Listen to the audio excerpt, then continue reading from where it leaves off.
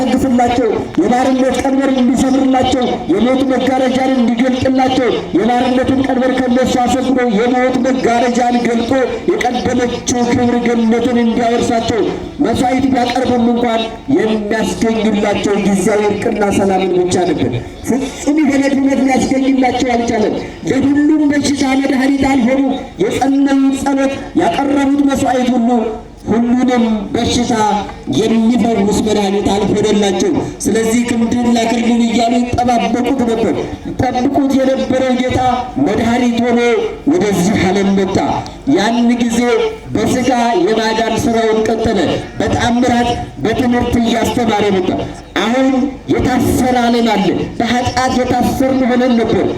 ኃጢአት ያሰረን፣ በደል ያሰረን፣ ርኩሰት ያሰረን፣ በብዙ መልክ የታሰርንን በብዙ መልክ የታሰርን ሆነንበት በነበረ ዘመን የሚፈታን አጥተን ኃጢአትን አስወግዶ ወደ ቀደመ ክብራችን የሚመልሰን አጥተን በነበረበት ዘመን ከእኛ ጋር ተዛምዶ ሥጋችንን ተዋህዶ በሥጋ ተገልጦ መድኃኒት ሆኖን የመጣው የድንግል ማርያም ልጅ ነው። ወደ ኢየሩሳሌም ቤተ መቅደስ በገባ ጊዜ አቤቱ አሁን አድን፣ አንተ አዳኝ ነህ፣ አንተ ፈዋሽ ነህ፣ አንተ ጠጋኝ ነህ፣ አንተ ስብራትን የመጠገን ኃይል አለ።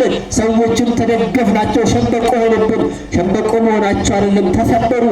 መሰበራቸው ብቻ አይደለም ስብራታቸውን በጎናችን እየተሰካ ቆሰልን።